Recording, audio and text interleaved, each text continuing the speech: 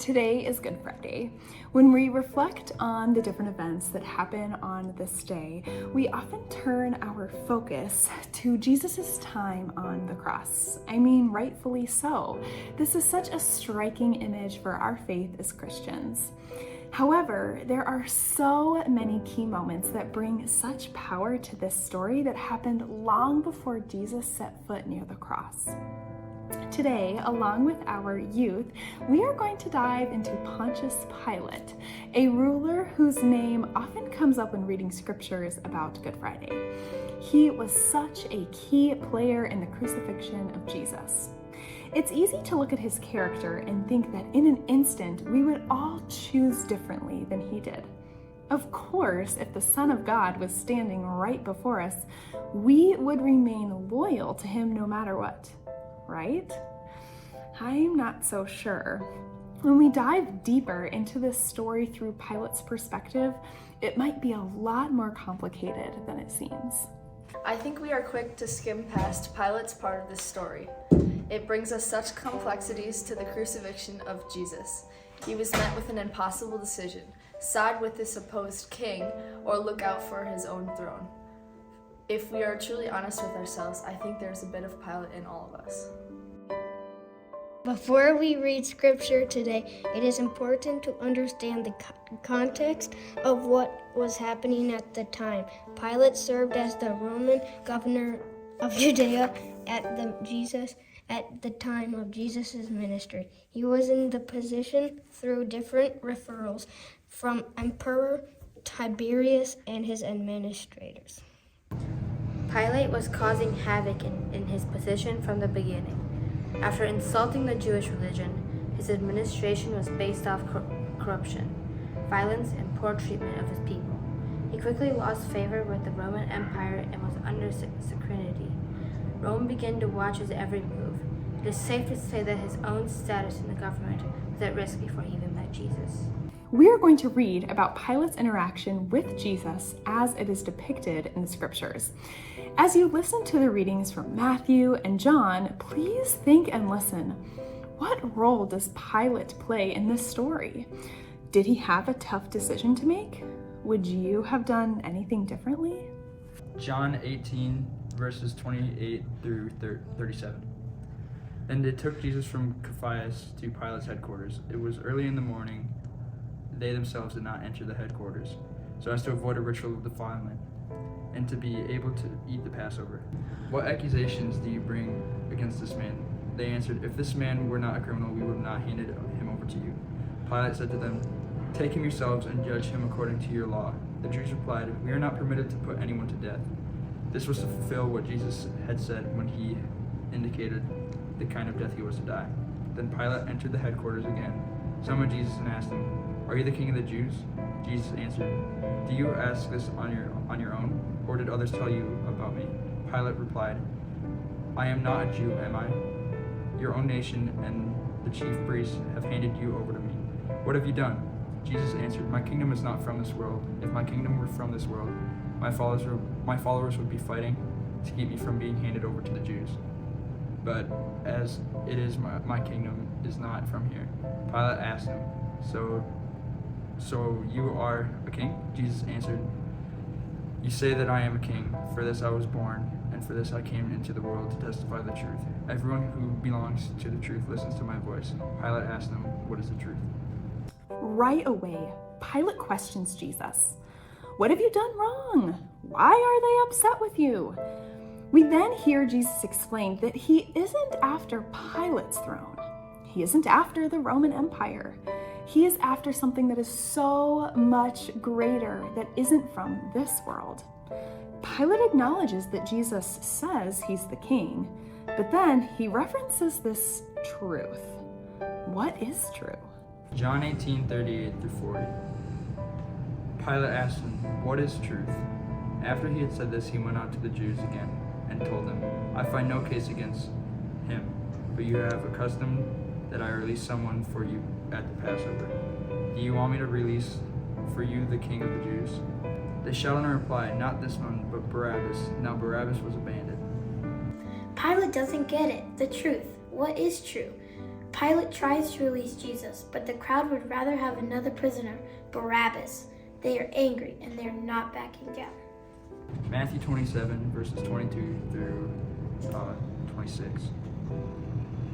Pilate said to them, "Then what should I do with Jesus who is called the Messiah?" All of them said, "Let him be crucified." Then he asked, "Why? What evil has he done?" But they shouted all the more, "Let him be crucified." So when Pilate saw that he could do nothing, but rather than that a riot was beginning, he took some water and washed his hands before the crowd, saying, "I am innocent of this man's blood. See to it yourselves." Then the people as a whole answered, "His blood be on us and on our children." So he released Barabbas for them, and after flogging Jesus, he handed him over to be crucified. Pilate is so confused. He doesn't know what to do with Jesus. The crowd is shouting louder and louder and louder. He can't hear himself think. He is literally and symbolically washing his hands free of this, saying he's innocent of Jesus' death. He says it's not his responsibility. But is it? John 19, 2-12. The soldiers wove a crown of thorns and put it on his head, and they dressed him in a purple robe. They kept coming up to him, saying, "Hail, King of Jews," and striking him on the face. Pilate went out again and said to them, "Look, I'm bringing him out to you to let you know that I find no case against him." So Jesus came out wearing the crown of thorns and the purple robe. Pilate said to them, "Here's the man." When the chief priests and the police saw him, they shouted, "Crucify him, crucify him." Pilate said to him, "Take him yourself and crucify him. I find no case against him." The Jews answered him, we have a law, and according to the law he ought to die because he has claimed to be the Son of God. Now when Pilate heard this, he was more afraid than ever. He entered his headquarters again and asked Jesus, "Where are you from?" But Jesus gave him no answer. Pilate therefore said to him, "Do you refuse to speak to me? Do you know that I have power to release you and power to crucify you?" Jesus answered him, You would have no power over me unless it had been given from you above. Therefore, the one who handed me over to you is guilty of a greater sin. From then on, Pilate tried to release him, but the Jews cried out, "If you release this man, you are no friend of the empire." It's clear to Pilate that if he doesn't have Jesus killed, the people will go above him and report him to Caesar, creating pressure from the crowd and from above. He is already in horrible standing with the Roman Empire. Saving Jesus meant that he could lose his job, his government status, and maybe even his own life. It seems to be an impossible situation. Save Jesus or save himself? I think I'm starting to understand why Pilate gave Jesus up. I imagine Pilate pacing back and forth, his eyes scanning the room, his mind racing and his heart flustering. Let's stop there. Have you ever been in a place in your life where you were doing just that? Filled with anxious thoughts, panicked, torn, filled with conflict. Pilate finds himself standing with a Jewish man, and he can't find anything wrong with him. He has heard what Jesus has to say, but the crowd is angry. They are furious. Does he believe that Jesus truly is the King of the Jews? What does he believe? When we understand the history of Pilate and his falling out with Caesar, we can better understand why he wouldn't take his chances on some Jewish man. If he had spared him, he would have likely lost his job and maybe even his life. It can be really easy to criticize Pilate. We have to think, "Pilate, what are you doing? You gave up the Son of God to die? Didn't you know that it was him? He was standing right in front of you."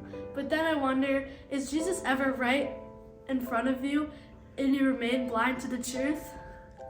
So here are some questions that we would like you to think about this Good Friday. Are you ever like Pilate, quick to give up Jesus when the crowd is yelling at you? What are the crowds in your life? What is pulling you away from Jesus and towards something else? Are you ever intimidated by the unpopularity of your decisions? Are you ever willing to take the heat if you go against the popular vote and side with Jesus' mission? Unlike Pilate, are you willing to give up your own throne and status in society to allow Jesus to have his throne? Much easier said than done. Risk your own job, livelihood, and even death to follow Jesus? Following Jesus requires courage. What do you think? Does Pilate want to believe Jesus is who he says he is? He is tempted by the idea. We will never know what might have happened had Pilate not given Jesus to be crucified. Would the crowd still have killed him? Would we get the same striking story we get today of Good Friday and Easter Sunday? We do know that Jesus foretold his death many times, and the free gift of salvation is available to us because Jesus defeated death. Maybe Easter's message feels that much more magical because he died the way he did. John 15:18. If the world hates you, be aware that it hated me before it hated you. This sounds a lot like that angry crowd. They hated Jesus, hated Pilate, hated all that were associated with him. Even Peter denied knowing Jesus. But we are called out to the world, called to be different, in the world, not of the world. I think we often overlook Pilate in this story. We are too focused on the brutality of the events that occur after, and we are really quick to blame Pilate. Maybe too quick. Did you know all of this history about him?